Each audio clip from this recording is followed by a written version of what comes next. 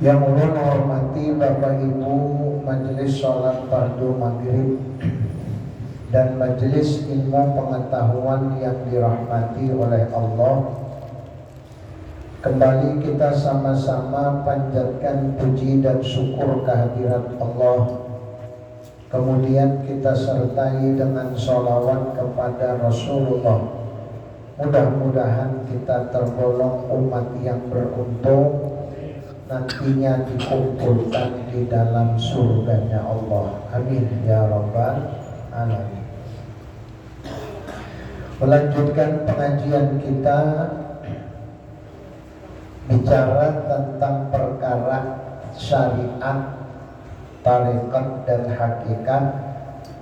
Pada pertemuan ini kita bicara tentang hakikat.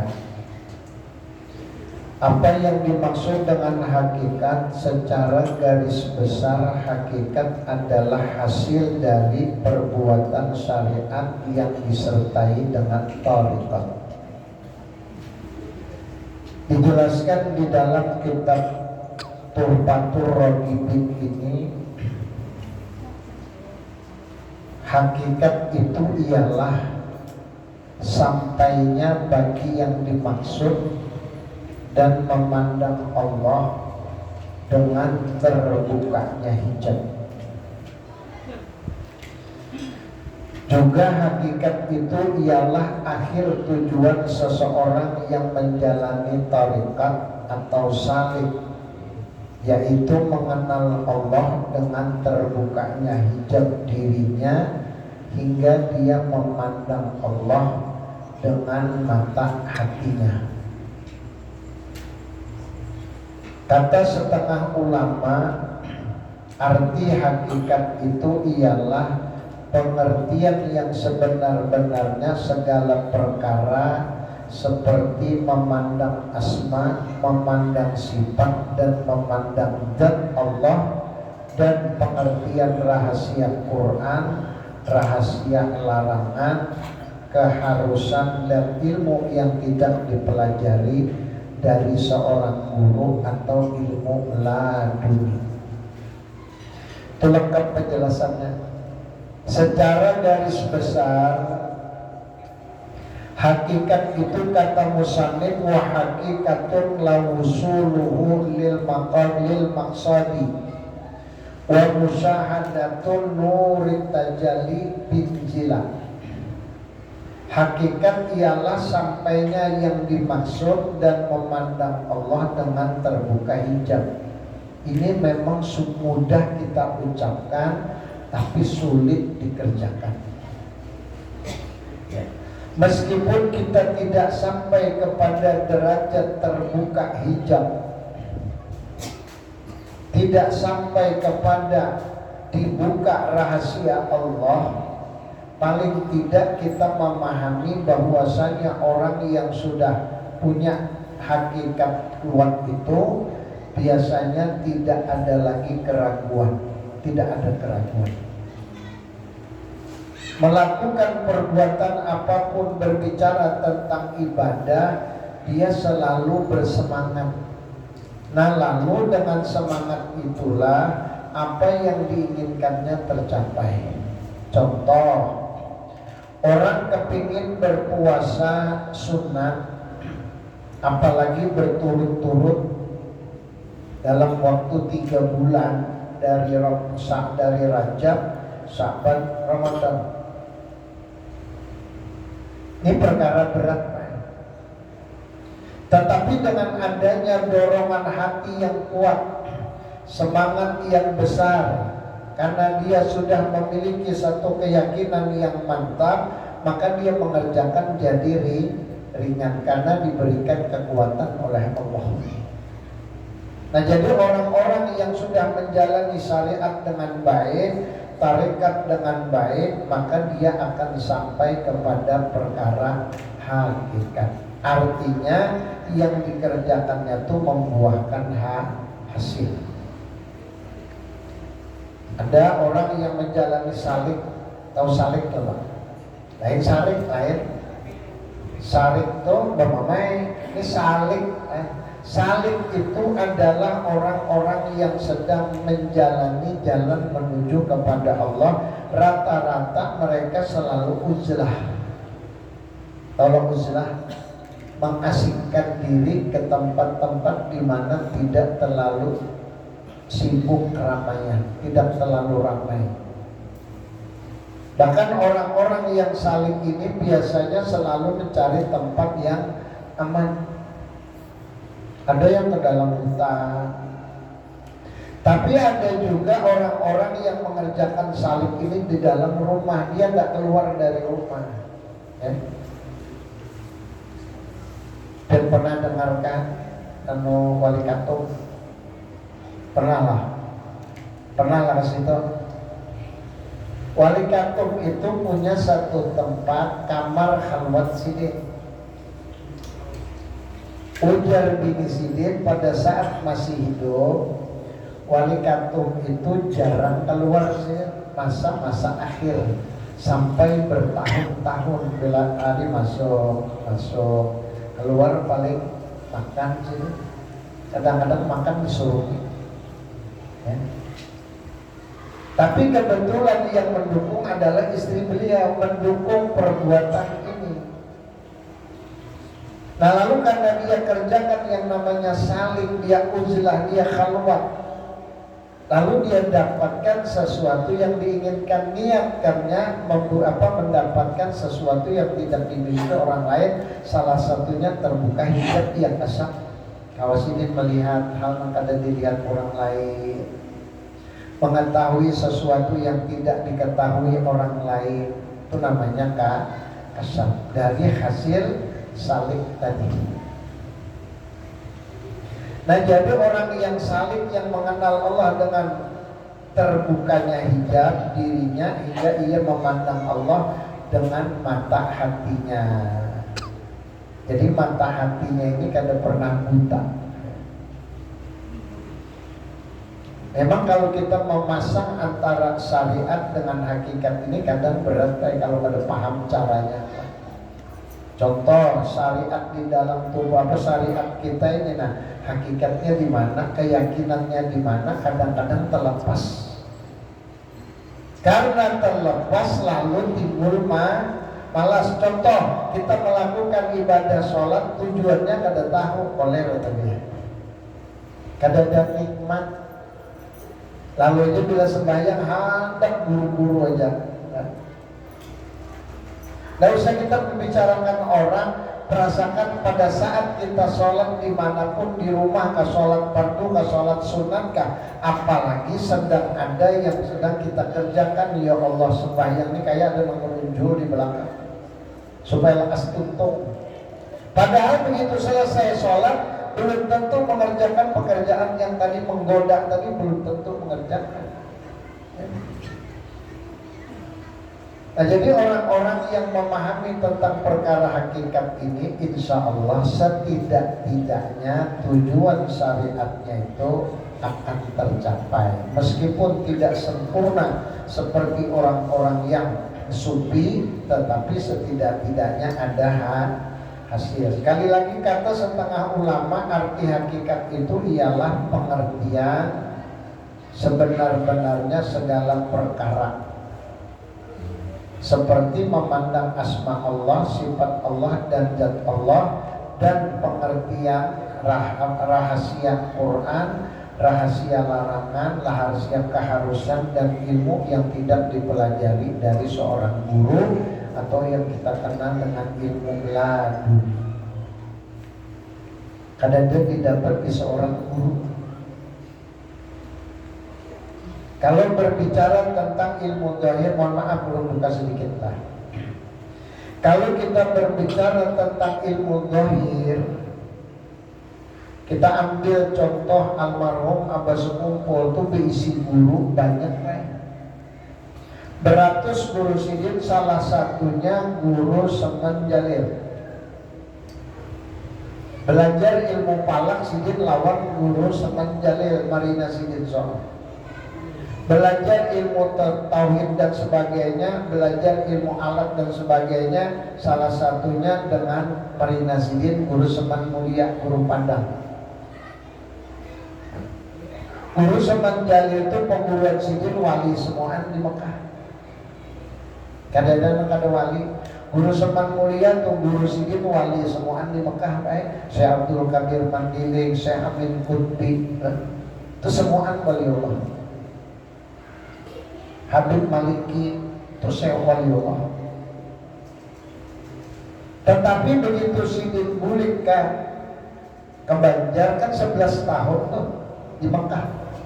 Guru Saman Mulia, Guru Saman Jalil itu 11 tahun mengaji di Mekah dengan orang wali berdatang guru-guru sidin sampai bulik ke Banjar. Nah lalu masing-masing mengerjakan pekerjaan yang sesuai keinginan. Guru Saman Jalil jadi qoti, kepala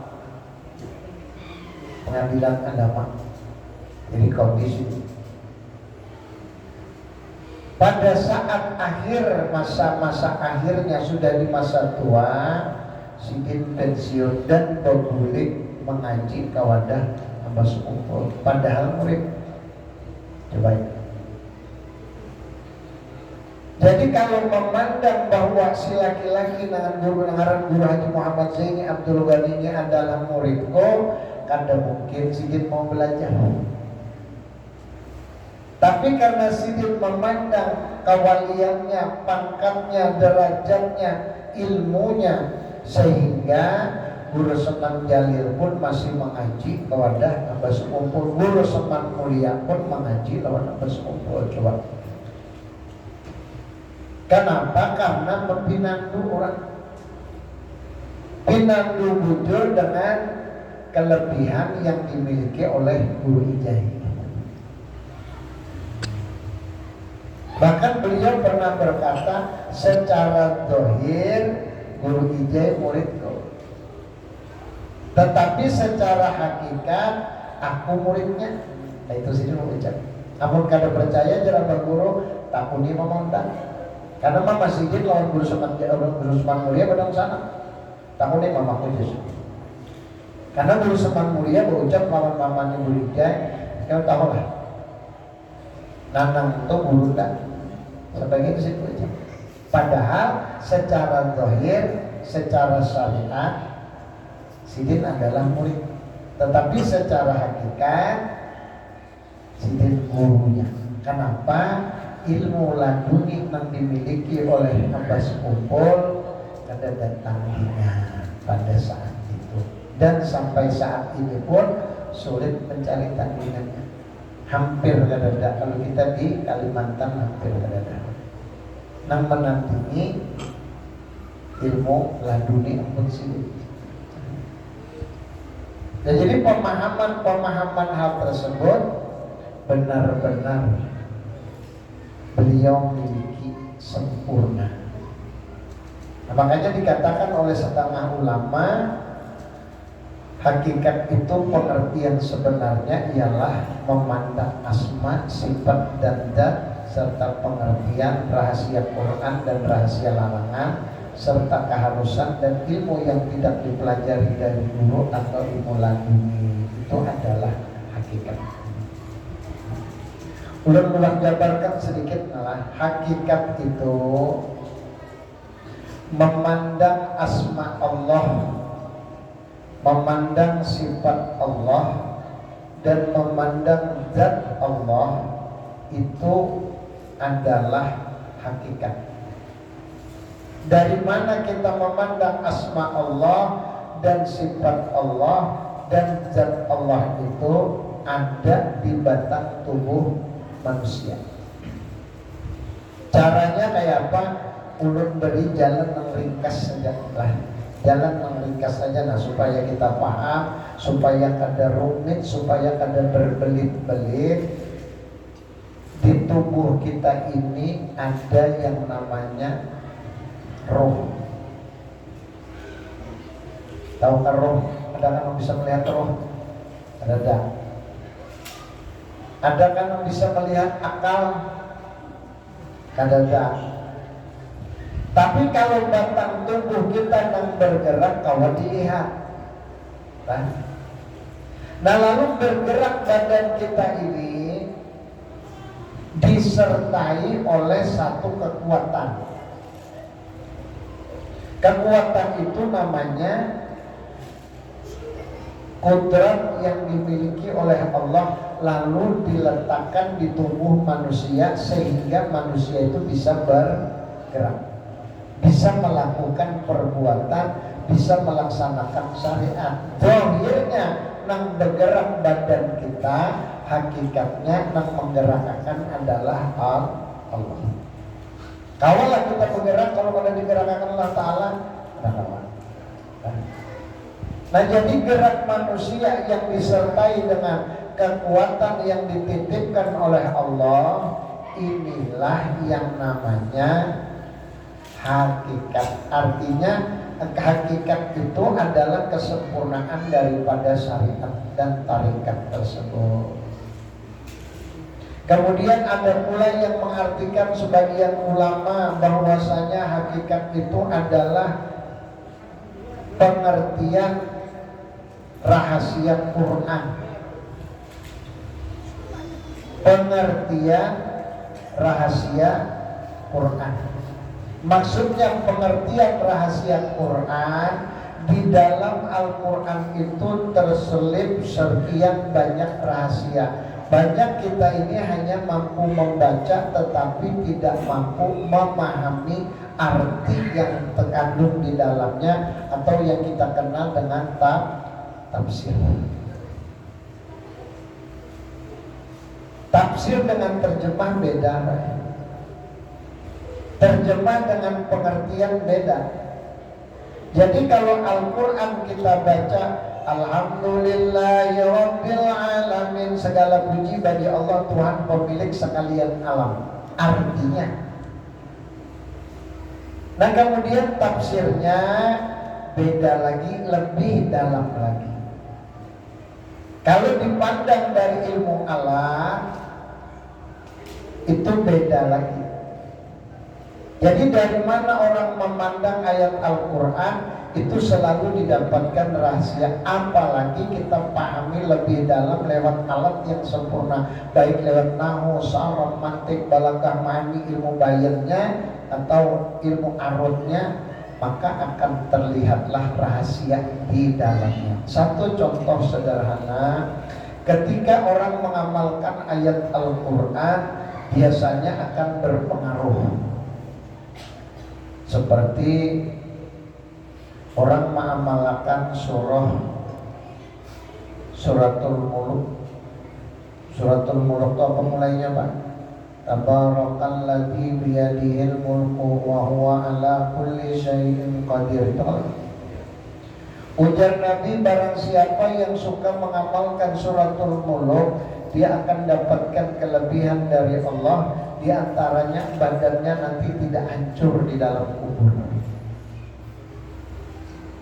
Barang siapa yang suka mengamalkan suratul waqi'ah, Nabi katakan maka rezekinya dimudahkan oleh Allah.